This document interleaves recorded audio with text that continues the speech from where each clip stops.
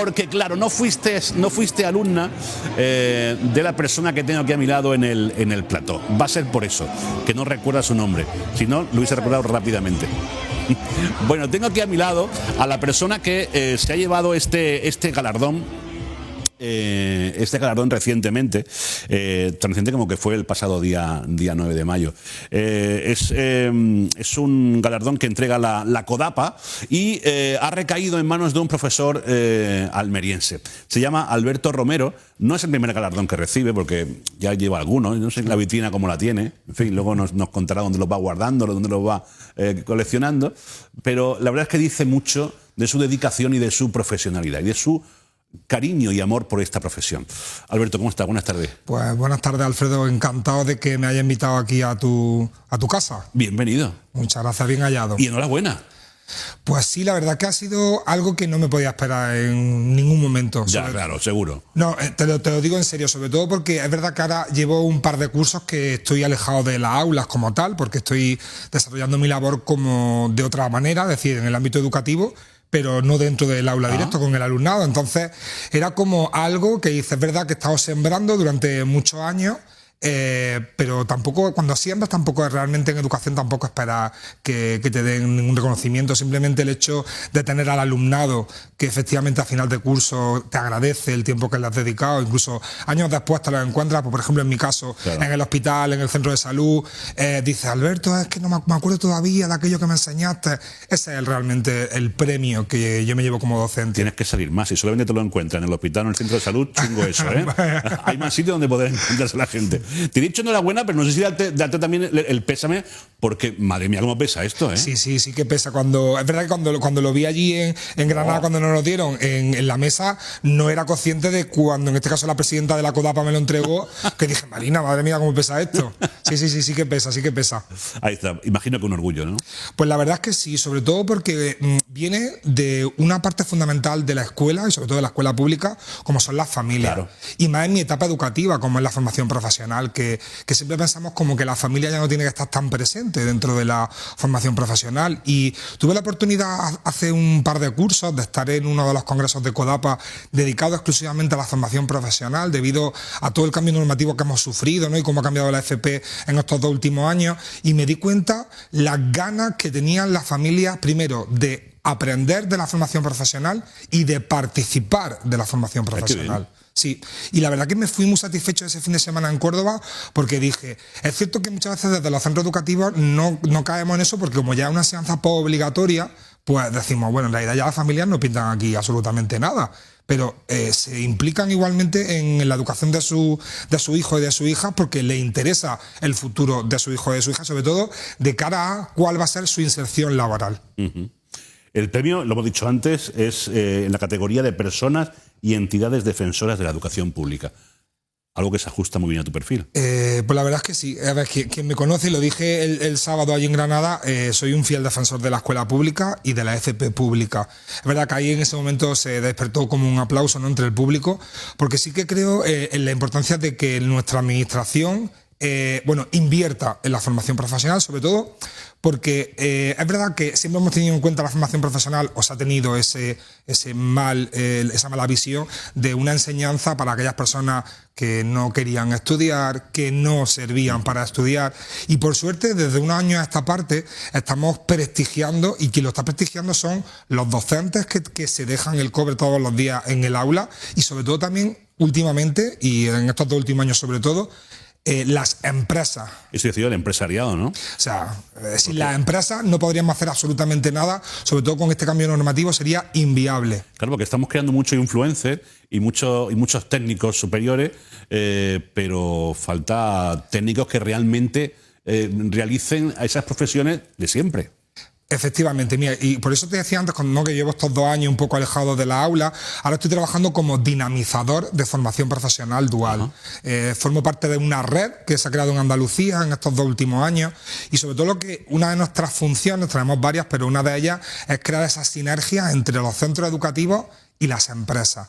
Pero ya no pensamos que las empresas como grandes empresas, pero normalmente el tejido empresarial que tenemos en Almería y en general en toda España son pymes, micropymes y autónomos. Claro. Entonces, tenemos que llegar a eso y es puerta a puerta, uno a uno, para conseguir que conozcan realmente lo que es la formación profesional, cómo el talento joven les puede ayudar incluso a desarrollar nuevas metodologías dentro de su propio negocio y sobre todo también crear cantera, porque ahí, como decía, hay sectores, como todo el sector de la instalación, el mantenimiento, la edificación, obra civil, no hay relevo generacional. Claro. O sea, se está jubilando todo el mundo y no hay profesionales cualificados. Y todas las asociaciones de empresarios y empresarias nos lo dicen. Necesitamos personal técnico. Es cierto que todo el mundo se va a la universidad, pero es que llegamos a un momento que estamos hiper cualificados. Necesitamos personal técnico para trabajar pues en lo que nos encontramos en nuestro día a día, claro. En una peluquería, en un taller, en un supermercado, en todos esos espacios hacen falta personas que estudian FP. Va a llegar el momento en que necesitemos un fontanero y no lo vamos a poder encontrar. Bueno, eso me ha pasado a mí. En la reforma de mi piso tardé casi 2 años en poderla hacer porque no había ninguna empresa que tuviera personal suficiente como para poder atender la reclamación que tenía yo para hacer la reforma integral. Entonces eso no es una cosa que, bueno, a lo mejor me pasa, no, eso es una cosa que está pasando. Es que reserva un taller y a mí, por ejemplo, ya ahora me han dado cita para dentro de 20 días, porque no hay mecánicos. Claro. Por ejemplo. Por eso necesita gente cualificada e hipercualificada, pero en esas materias, en esas labores, en esas tareas, en esos trabajos. ¿Y echas de menos el día a día en el aula o no? Lo he hecho y mucho.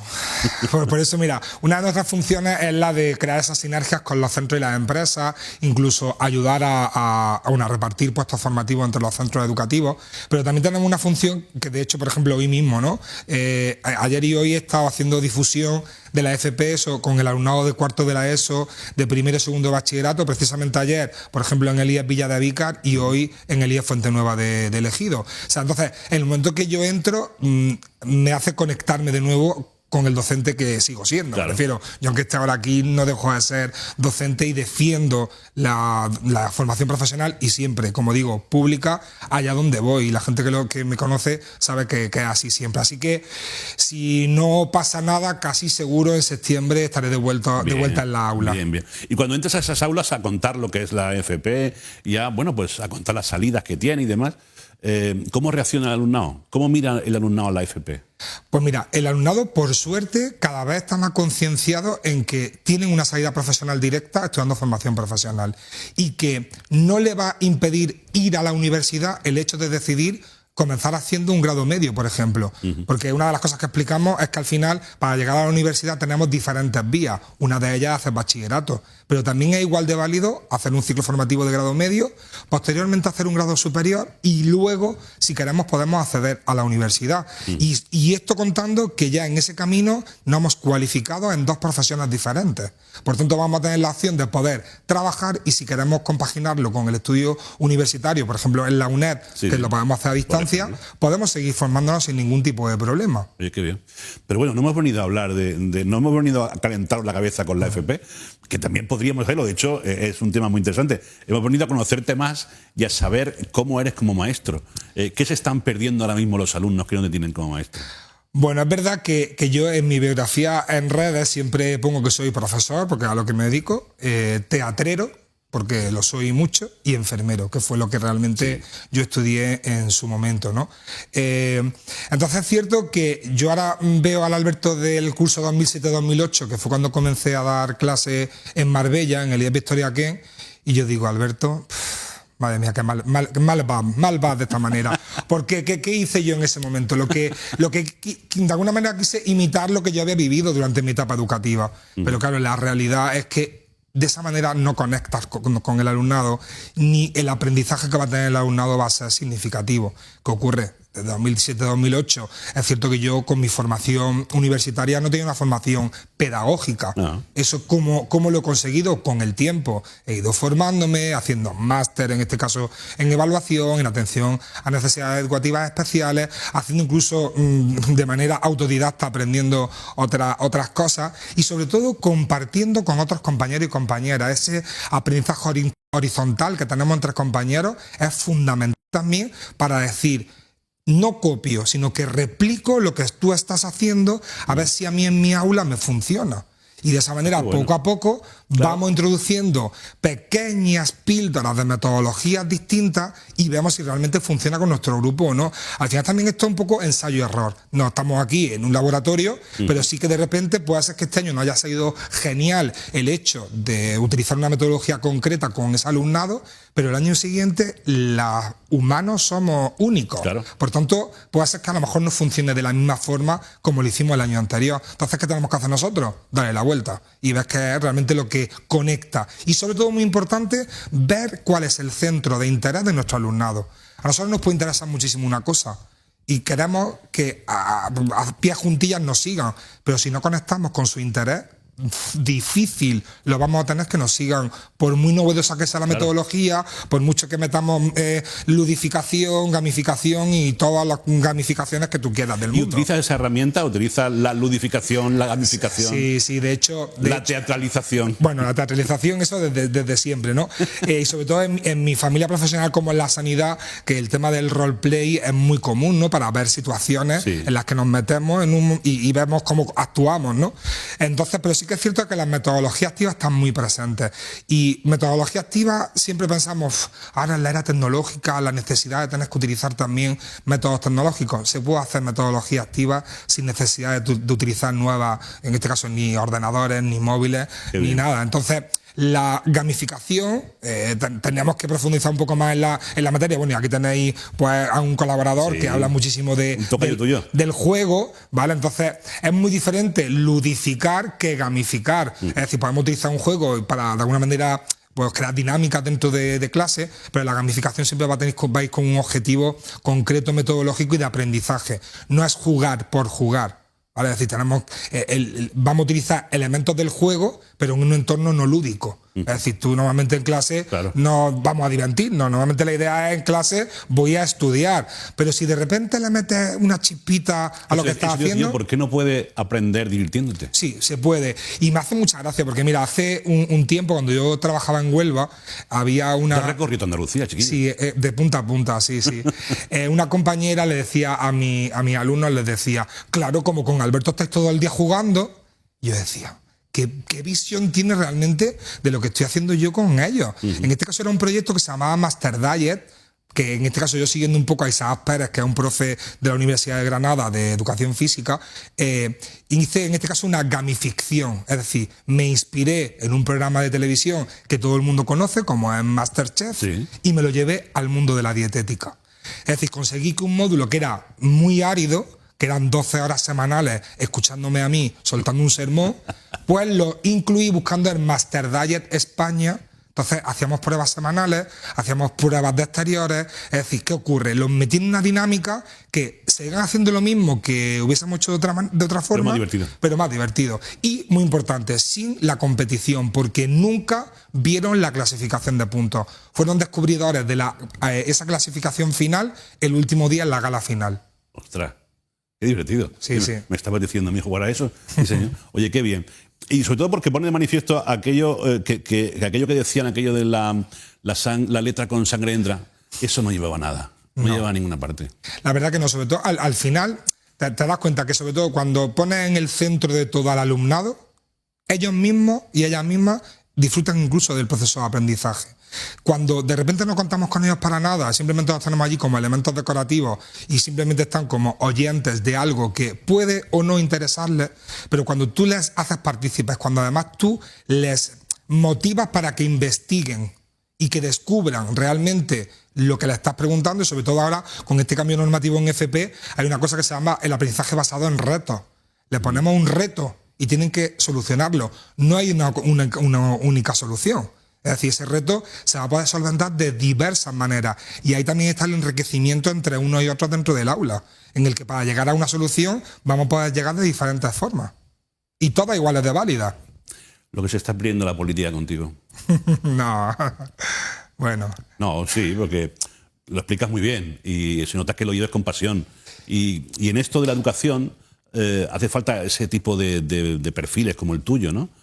Gente que se implique al máximo, que se estruje al máximo para dar el máximo también a los alumnos, ¿no? Sí, sobre todo, mira, a mí una de las cosas que me caracteriza, y además siempre cuando de una promoción a otra, siempre le dicen, es un poco como de cachondeo, ¿no? Cuidado con Alberto que... Entonces ya vienen un poco... Los acojonan. Sí. Entonces cuando yo llego a clase le digo, es peor de lo que os han dicho. ¿Qué ocurre? En este caso, como yo soy exigente conmigo mismo, esa exigencia también se la traslado a ellos. Y intento que, de alguna manera, comprendan que lo que estamos en un aula, en un momento determinado, pero que en cuestión de meses van a estar en un entorno real de trabajo. Claro. Y ahí no sirve el escurrir el bulto. Ahí las empresas lo que quieren son personas que sean capaces de trabajar en equipo, que sean capaces de comunicarse, de ser autónomos, de resolver problemas sin tener que tirar de nadie. Es decir, que tú, una situación que no esperabas, que seas capaz de tú mismo solventarla. Claro. Y a eso es lo que yo le intento que se enfrente. Y es cierto que el modo en el que, por ejemplo, sobre todo toda la parte práctica como la planteo yo, la hago como un caso clínico real, en el que tienen un tiempo determinado para hacerlo, porque esa es la realidad que se van a encontrar, por ejemplo, un técnico en cuidados de enfermería cuando empiece una residencia de personas mayores. No van a tener para poder hacer una cama, por ejemplo, 5 horas. Van a tener para hacer una cama desocupada 5 minutos. Pues tienes que hacerla en 5 minutos. Claro. No, es que no está reñido la diversión, el hacerlo de una manera lúdica, con respetar la materia curricular. O sea, ¿qué tiene que saber el alumno de este curso? Esto y esto. Se puede hacer con la cara que le llega al suelo al profesor y al alumno, o se puede hacer donde las dos estén implicadas y se lo estén pasando bien. Y sobre todo, mira, Alfredo, una cosa muy importante es que desde el principio ellos sean conocedores, ellos y ellas sean conocedores de todo. ¿Cuáles van a ser los instrumentos con los que se les van a evaluar? ¿Cómo se les va a evaluar? Todo, es decir, que conozcan qué vamos a ver, porque cuando de repente no son conocedores de todo eso, ¿qué nos pasa? Pues que desconfían incluso de nosotros. Entonces, cuando tú se lo das todo y eres totalmente transparente, eso va siempre a nuestro favor. Claro. Siempre. Qué bueno. Oye, no te he preguntado, ¿dónde tienes todos los premios puestos? Bueno, tengo un apartado en el despacho, que al final tengo también yo en el despacho montado como una especie de... No soy gamer, pero como también doy formación online y demás, pues al final tengo montado como un estudio con luces, más o menos como lo que tenemos aquí en televisión, un micro profesional y demás. Bueno, pues ahí tengo un apartado en el que sí que, bueno, tengo ahí sobre todo para, cuando estoy dando la formación, acordarme de gente que ha sabido poner en valor el trabajo que llevo haciendo pues durante este es mi curso número 19, o sea que ya voy de camino hacia los 20 años. Que ¿Ya puedes votar? Ya puedo votar, sí, ya puedo votar. Oye, pues enhorabuena. Muchísimas gracias. Me reitero, hacen falta más, Alberto, en la educación, en el sistema educativo de nuestra provincia. Muchísimas gracias, sobre todo, Alfredo, por dedicar este espacio a la educación también en tu programa, porque creo que es muy importante que todo el mundo conozca cómo funciona la educación y sobre todo yo ahora que estoy con la FP y AFP a muerte para que conozcan las bondades de la formación profesional. Di que sí. Pues aquí tienes unos aliados, así que cuando quieras echar mano a nosotros, aquí nos tienes. Muchísimas gracias por todo. Vale, gracias a ti. Muchísimas gracias y buen fin de semana.